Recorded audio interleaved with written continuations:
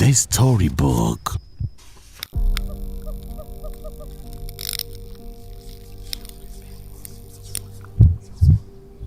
Leo nitawasimulia moja kati ya simulizi ambazo kwa hakika nitazikumbuka mpaka siku ile ya mwisho nitakapofikwa na umauti.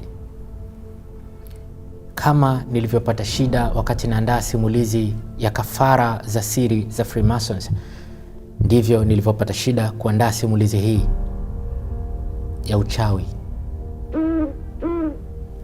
Lakini simulizi hii kabla ya kuiandaa imeongozwa na udadisi uliotokana na maswali matano.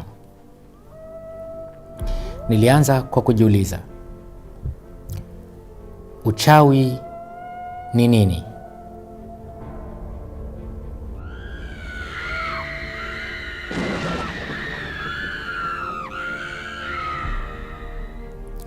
La pili, nikajiuliza, aliyegundua uchawi ni nani?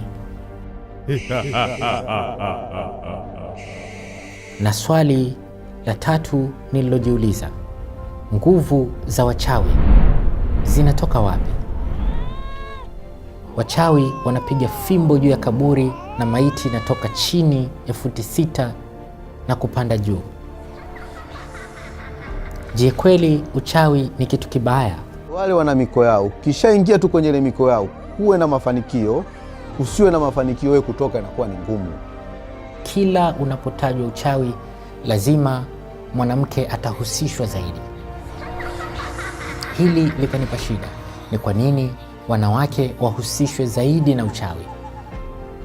Katika 100%, sawa, labda unaweza kukuta 30% ni wanaume, 70% wachawi ambao ni wanawake. Haya maswali matano ndio msingi wa simulizi ya leo. The Storybook. Uchawi ni vitu ambavyo vya kiasili ambavyo watu wanatumia mitishamba, na ni vitu ambavyo vingine tunavyo katika maungo yetu. Kila kitu ambacho kiko duniani kimeumbwa na Mwenyezi Mungu. Kila kitu ambacho kiko, hakuna mchawi akaja na kitu chake, kwa sababu mchawi ameumbwa na Mungu. Jambazi ameumbwa na Mungu, sawa. Mizimu imeteremshwa na Mungu, sawa. Mizimu inakuwa ipo aina nyingi, kwa sababu kuna mizimu, sawa, ya tiba ambayo hata sisi waganga tunaitumia kwa ajili ya kupata nini? Muongozo kwa ajili ya kutibu, sawa. Na katika hiyo mizimu iko ambayo mibaya, ambayo imehasi, sawa, ambayo pia wao sasa wale ndo ambao imekuwa kama wachawi, kwa sababu hata mimi hapa mganga ambao kazi yangu ni kuagua, sawa, ni kitu kidogo tu ambacho kinaweza kanisababisha mimi niwe mchawi, na kitu kidogo ambacho kinasababisha mimi niwe muuguzi, sawa, kwa sababu vitu anavyovifanya mchawi sio kwamba mimi nashindwa kuvifanya. Kwa hiyo sasa wachawi ni ambao wao wanakwenda kinyume na zile taratibu za kimizimu za kimatibabu. Kwa hiyo sasa ile mizimu baada ya wao kuitumia vizuri, wanaigeuza sasa, na mizimu ndiyo inayoelekeza sasa dawa, kwa sababu sisi sote wakati tunatumia hizo mizimu. Bwana, dawa hii itatibu, dawa hii ni mbaya, ambayo hii ukiichukua ukitengeneza inaweza ikamzuru mtu, inaweza ikamfunga mtu, inaweza ikamvunja mtu miguu.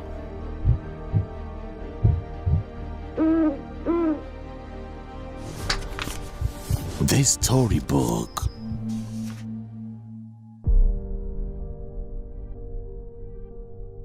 Iko makala moja itwayo Angel Harut and Marut, City of Babylon, The Origin of Magic. Inasimulia asili ya uchawi kama ilivyoandikwa kwenye maandiko ya dini ya Kiislamu. Makala hiyo inasema kwamba uchawi ulishushwa duniani na Mungu mwenyewe, aliyewatuma malaika wake wawili katika mji wa kale, mji wa Babylon huko Iraq ya sasa. Malaika hao waliitwa kwa majina ya Harut na mwingine Marut.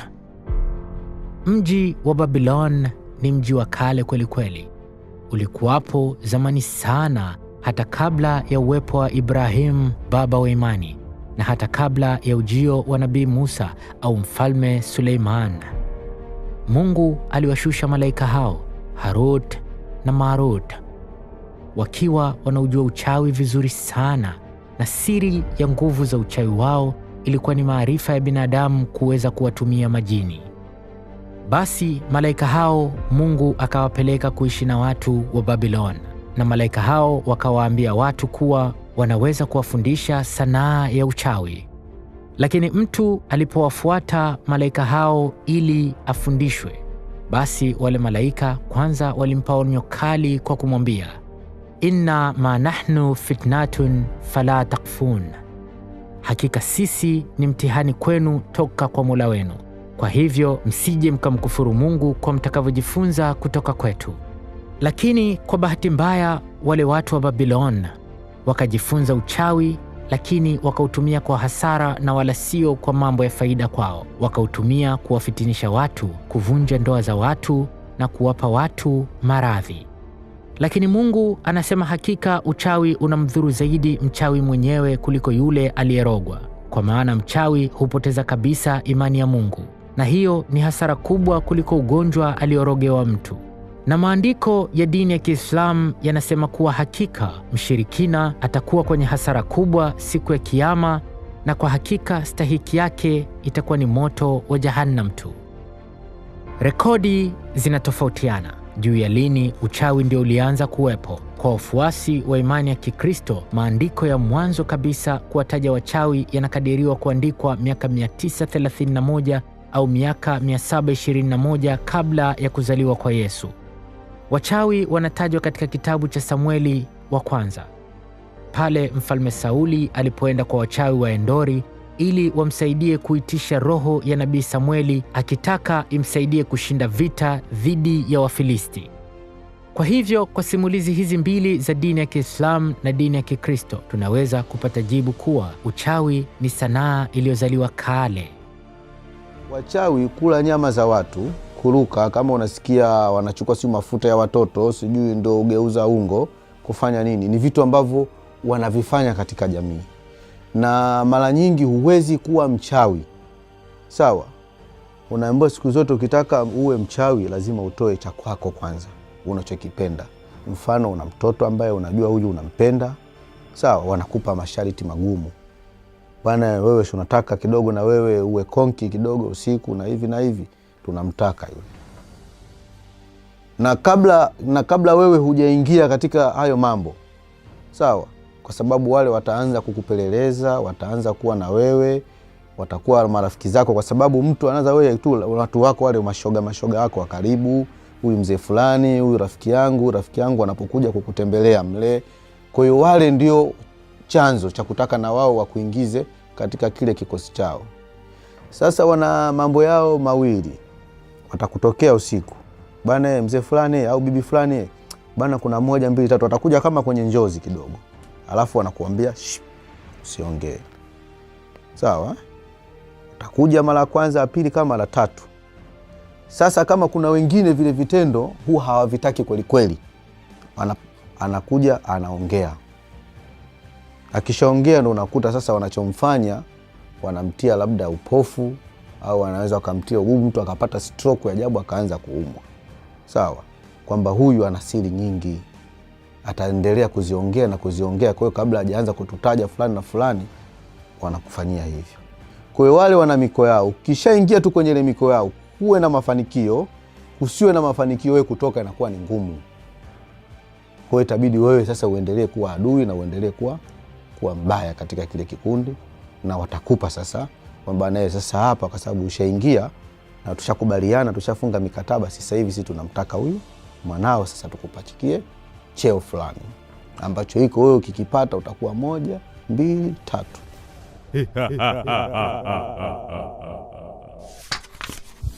The Storybook. Duniani wamewahi kupita wachawi vyuma waliowahi kusumbua kwelikweli, lakini jina la mchawi maarufu zaidi duniani ni mwanamke mchawi Ursula. Jina lake maarufu zaidi ni Mother Shipton, au maarufu kwa jina lingine la Ursula.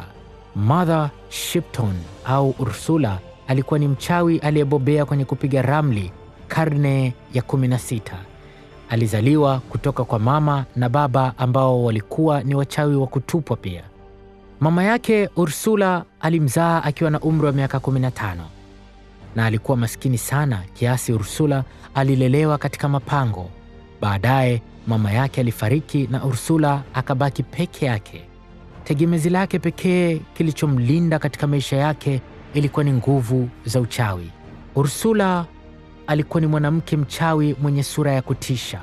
Mfanano wa sura yake ndio umetumika kutengeneza picha na katuni nyingi za sura za wachawi. Ursula alikuwa na pua kubwa iliyochongoka kama msumari. Mgongo wake ulijikunja kwa kibiongo kikubwa na miguu yake ilikuwa ni ya matege yaliyopinda haswa. Huyo ndiye mwanamke mchawi anayetajwa na historia kuwa alitabiri vitu vingi vikubwa duniani na vyote vikatokea. Inasimuliwa Ursula ndiye mtu wa kwanza kutabiri kuwa duniani kutakuja kuwako na internet. Pia Ursula alitabiri juu ya tukio la Waingereza kulipiga jeshi la Hispania na baadaye meli za Waspaniola kupigwa na kimbunga cha bahari na meli zao nyingi kuzama, tukio maarufu la kihistoria liitwalo Spanish Armada. Pia mchawi Ursula alitabiri juu ya The Great Plague of London, yaani mlipuko wa ugonjwa wa Bubon ambao uliua robo ya watu wa mji wa London kati ya mwaka 1665 na mwaka 1666. Pia mchawi Ursula alitabiri juu ya kunyongwa kwa Mary Queen of Scots, yaani kunyongwa kwa Malkia Mary wa kwanza wa Scotland. Haya yote aliyatabiri mwanamke mchawi Ursula na yote yakatokea. Huyu mwanamke ndio mchawi maarufu zaidi duniani, lakini wala hakumbukwi kwa kula nyama za watu au kuwaficha watu misukule au kumtupia mtu jini. Anakumbukwa kwa mambo makubwa ikiwemo kutabiri ujio wa internet duniani tangu enzi za maisha yake karne ya 16. Ni kwa nini nimekupa simulizi hii ya Ursula? Funzo lililopo hapo ni kwamba labda uchawi wenyewe sio shida, ila shida ni kwamba aliye nao ameamua kuutumia vipi. Yaani uchawi bwana hauwezi kupungua, bali teknolojia ndio inazidi kubadilika. Yaani wanazidi kuongeza mbinu za kuweza kufanya uchawi. Unaona? Kwa hiyo uchawi sio kwamba unapungua, wanaongeza mbinu mpya. Kama watu walikuwa wanaijua mbinu hii, kwa hiyo na wao wanakwenda na teknolojia nyingine za kichawi. Kwa sababu zamani, kama nilivyokuwa nimesema, zamani wachawi wengi walikuwa ni wazee. Sasa hivi wa vijana wengi ndio asilimia kubwa ni wachawi kuliko wazee. Kwa hiyo hata mimi mara nyingi sasa hivi ninapokuwa nakwenda kupambana nao, naenda kupambana nao vijana wenzangu ambao ndio magwiji. Sijui umenielewa. Yaani hao ndio wanaongoza sasa hivi katika masuala ya kichawi na ndio wanaruka kweli. Kwa hiyo na vijana na wao wameikubali ile kazi.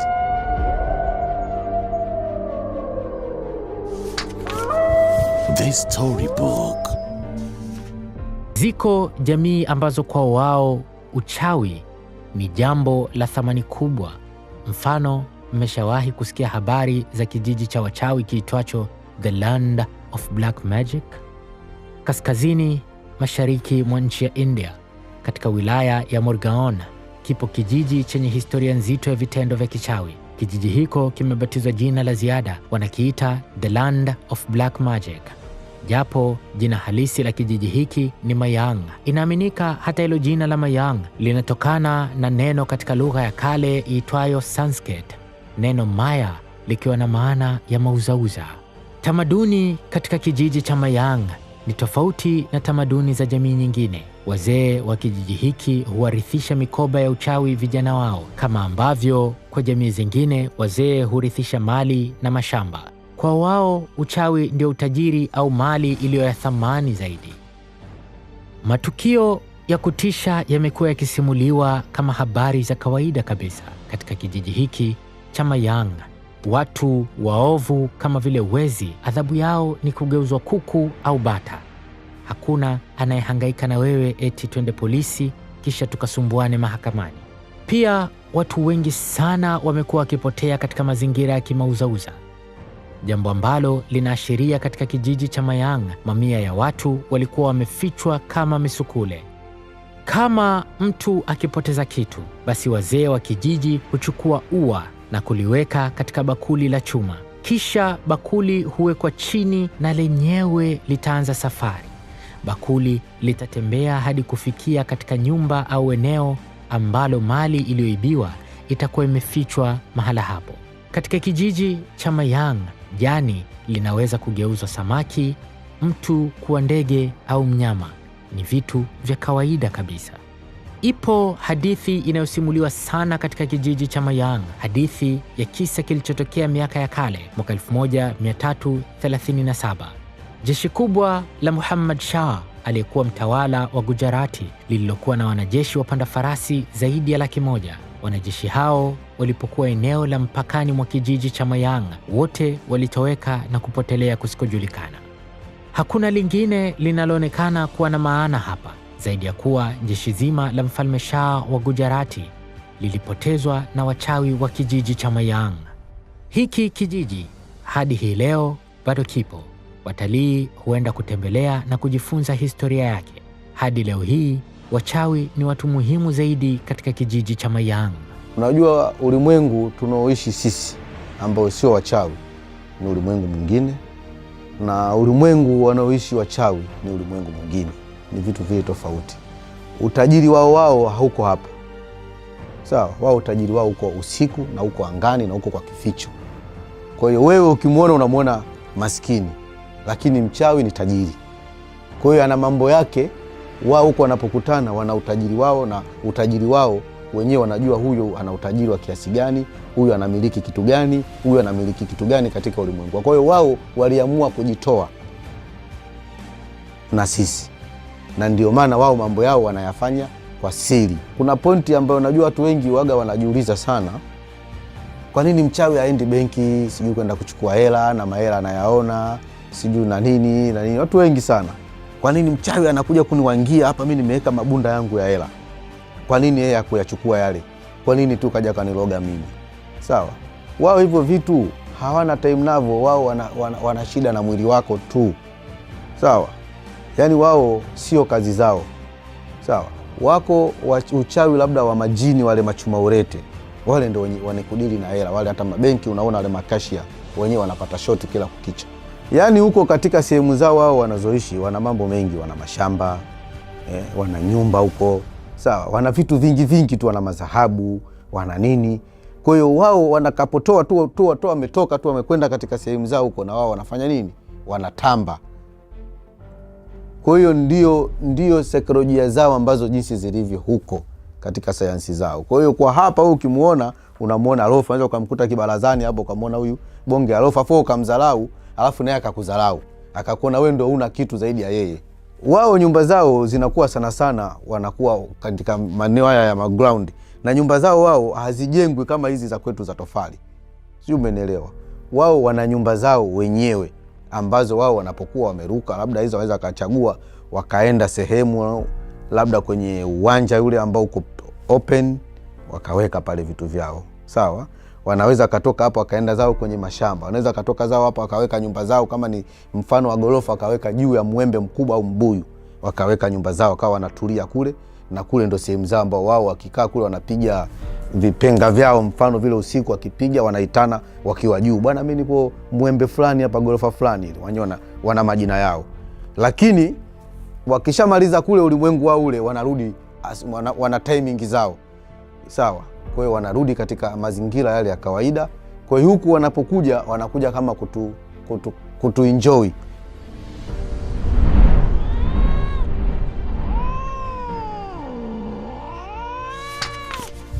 The Storybook. Na katika nchi ya Uingereza iko historia moja maarufu sana kuhusu kesi kubwa iliyosababisha vifo vya wachawi wengi, maarufu kwa jina la Salem Witchcraft Trials. Mwanzo wa shitaka hili ilikuwa ni Januari mwaka wa 1962. Mtoto wa waziri wa mji wa Salem, Samuel Parris, binti aliyekuwa akiitwa Elizabeth, na binamu yake Abigail Williams, ambao walikuwa na umri wa miaka 9 na mwingine miaka 11, walipatwa na ugonjwa wa ajabu. Watoto hao walipata shida mfano wa wenda wazimu waliorukwa na akili. Walikuwa wakipiga mayowe huku wakitamka maneno yasiyoeleweka na kufanya vurugu nzito kwa kurusharusha vitu huku wakiikunja miili yao kwa namna ambayo isiyo ya kawaida. Mtu mmoja alipowafanyia vipimo kwa namna yake akasema mabinti hao walikuwa wakiendeshwa na mapepo ya uchawi.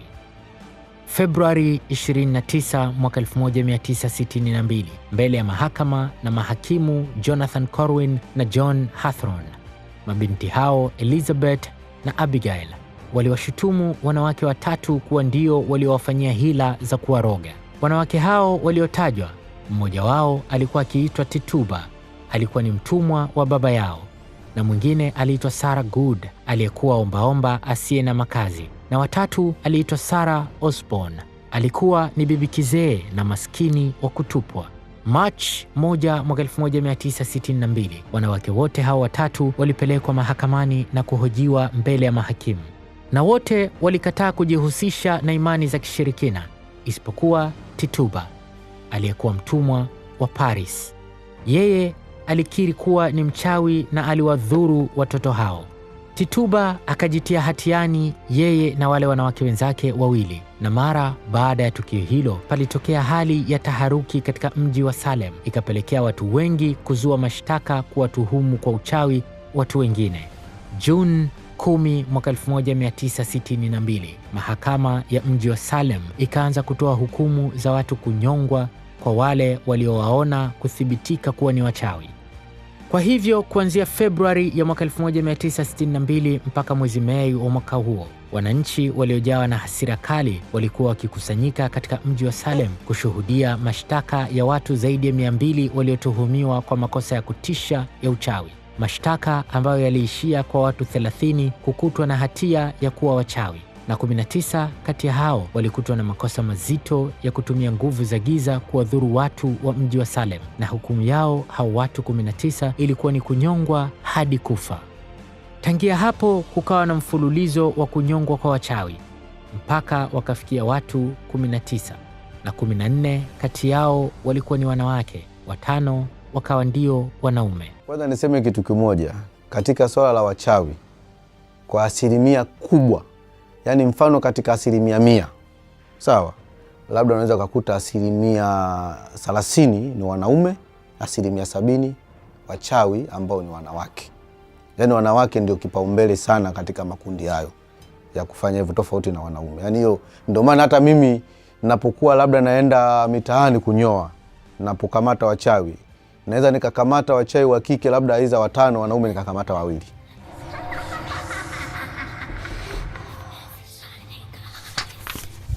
The Storybook. Mwaka 1487, waandishi wawili wa vitabu Heinrich Kramer na Jacob Sprenger waliungana kuandika kitabu kilichoitwa Malleus Maleficarum, katika tafsiri ya Kiingereza The Hammer of the Witches, au kwa Kiswahili Nyundo ya Wachawi. Kitabu hiki kiliandikwa ili kupambana na uchawi unaodhuru.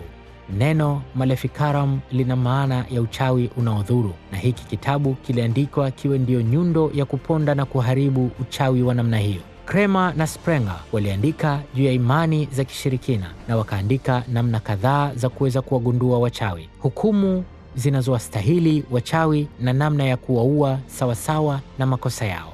Kitabu kilikuwa na sehemu kuu 3. Sehemu ya kwanza ikiwa imejikita katika kuweza kuthibitisha kwamba imani za kishirikina zipo ama uchawi upo, na wale wanaoziamini na kuzitumikia wameweka mikataba na shetani. Hii sura ilidhamiria kuwatoa ubishi wale wote waliokuwa hawaamini kwamba uchawi upo. Sura ya pili ya kitabu hiki ilitamka madhara yote yanayosababishwa na uchawi, ikiweka uthibitisho wa jinsi imani za kishirikina zinavyoumiza jamii na kwamba uchawi si kitu kizuri. Na sura ya 3 ya kitabu hiki iliweka mpangilio wa hatua za kufuata katika kuchunguza uchawi, njia za kuwakamata wachawi na namna ya kuwaadhibu ipasavyo wachawi wote.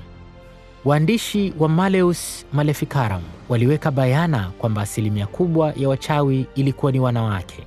Waandishi hawa walisema ubaya na uzuri katika mwanamke unaweza kufikia kiwango cha juu zaidi, ila wanaume wengi mara nyingi huwa na tabia za katikati, sio nzuri sana wala si mbaya sana.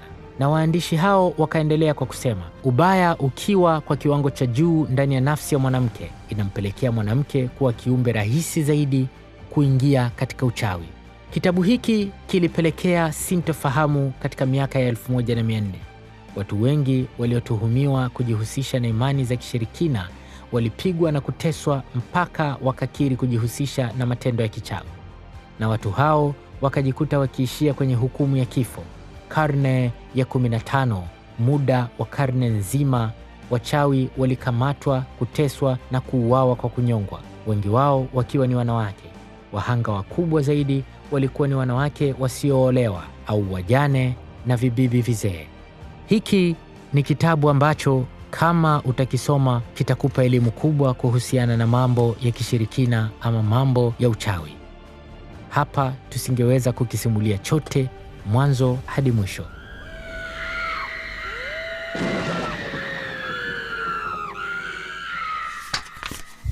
The Storybook. Kwa watu waliowahi kusafiri na kwenda Marekani katika jimbo la Virginia, mtakuwa mnafahamu au labda mmewahi kusikia iko barabara inayoitwa Witch Duck Road. Barabara ya Witch Duck ina kisa ndani yake. Kwa wanaojua Kiingereza kwa ufasaha watakuwa wameshaelewa neno lenyewe Witch Duck. Kisa cha barabara hii kinaanzia mwaka 1706. Hapo Virginia alikuwapo mwanamke mmoja alikuwa akiitwa Grace White Sherwood. Huyu mwanamke alikuwa ni mkunga, lakini aliishi maeneo ambayo baadaye majirani zake walimpeleka mahakamani na kumshtaki kwa kosa la kuwa mchawi. Grace Sherwood, majirani zake walimlalamikia ya kwamba usiku mwanamke huyu huwa anabadilika na kugeuka kuwa paka. Halafu wakasema huwa anafanya vimbwanga vya kishirikina ambavyo vinaharibu mazao yao ya mashambani. Uchawi wake unaua mifugo yao hasa nguruwe, na pia anawadhuru hao majirani zake. Kwa hivyo Grace Sherwood akapelekwa mahakamani. Hivi polisi wangewezaje kuchunguza na kugundua kama ni kweli Grace Sherwood ni mchawi? Kwa hivyo mahakama ilishindwa kupata ushahidi wa kuthibitisha hatia ya Grace. Busara za wazee wa mahakama zikatoa shauri ambalo nalo likaja kuzua kizaazaa zaidi. Wazee wa mahakama wakasema Grace Sherwood achukuliwe na kupelekwa kwenye mto. Halafu wakifika pale mtoni wamtose kwenye maji kumzamisha. Na kama itatokea Grace Sherwood akazama kwenye maji kama ambavyo binadamu yoyote akitoswa kwenye maji na hajui kuogelea atakavyozama, basi Grace Sherwood atakuwa ni mwanamke wa kawaida tu. Majirani zake watakuwa wamemsingizia. Lakini kama Grace Sherwood ataelea na hatozama kwenye maji, hiyo itakuwa ni dalili ama kiashiria cha kuthibitisha hatia ya Grace Sherwood ya kuwa huyu alikuwa kwa hakika ni mwanamke mchawi. Shauri lilikaa hivyo. Kwa hivyo ikafika siku ya kutekelezwa kwa hukumu hiyo. Siku hiyo ilikuwa ni Julai 10 ya mwaka 1706. Mapema asubuhi ya saa 4, mji mzima ulizizima. Watu wakakusanyika kwa wingi sana kwenda kushuhudia hukumu ile ikitimizwa. Grace Sherwood akapelekwa katika mto unaoitwa Lynnhaven. Pale walikusanyika mamia ya watu wa mji wa Virginia, na pia wakawemo wawakilishi wa mahakama, wakawemo askari ama sheriffs wa mji wa Virginia, lakini pia wakawemo raia wa kawaida kushuhudia, na pia wakawemo wawakilishi kutoka kanisani. Grace Sherwood akavuliwa nguo zote yule mwanamke, na halafu akafungwa mikono yake, kisha na miguu wakamfunga. Wakamchukua na kumwingiza kwenye kaboti kadogo, wakaenda naye mpaka katikati ya ule mto, usawa wa mita 180 kutoka nchi kavu. Hakika walifika mahala penye kina kirefu. Kisha mwanamke yule ambaye amefungwa mikono na miguu akatoswa kwenye maji. Kwenye kile kiboti walikuwemo wanawake 4, wawakilishi wa kanisa, walikuwemo wawakilishi wa mahakama, na alikuwemo askari. Akatoswa kwenye maji. Grace Sherwood kwa mauzauza ambayo hayaelezeki akaelea kama boya juu ya maji. Hapo wakathibitisha ya kuwa huyu mwanamke ni mchawi, lakini yule askari akawa jasiri zaidi. Akachukua Biblia kubwa, Biblia iliyokadiriwa kuwa na uzito wa kilo 6. Yawezekana ni zile Biblia zinazokuwa mbele ya makanisa makubwa kwa ajili ya kuendeshea misa. Halafu akafungwa ile Biblia kwenye shingo yake, kisha akatoswa tena ndani ya maji. Mara hii Grace Sherwood akadidimia kwenda chini ya maji. Kile kiboti na wale askari na wawakilishi wa kanisa wakageuza na kurudi.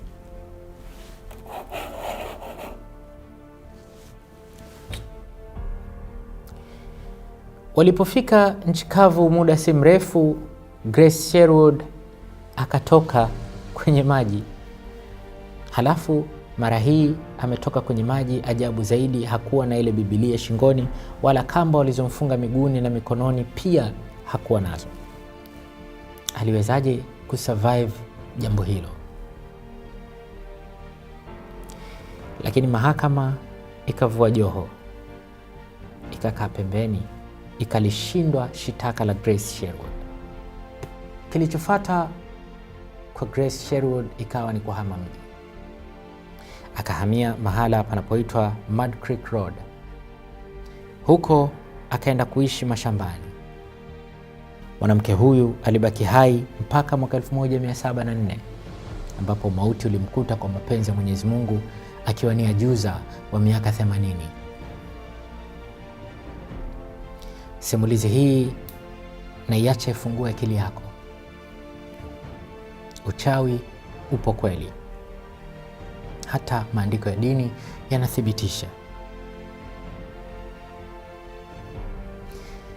Jina langu naitwa Jamal April, Professor.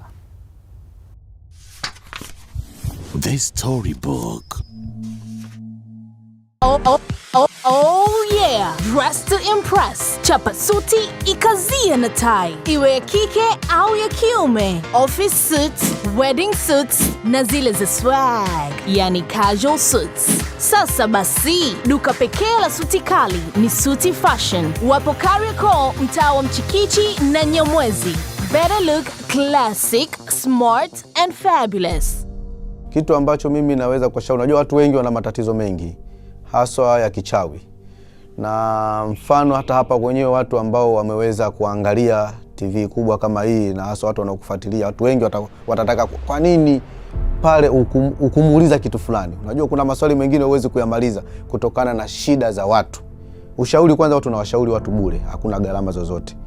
Kwa hiyo watu ambao wanahitaji ushauri wanione mwenyewe, wanipigie simu ambazo ni 0712 55 31 69, nyingine ni 0755 63 12 91.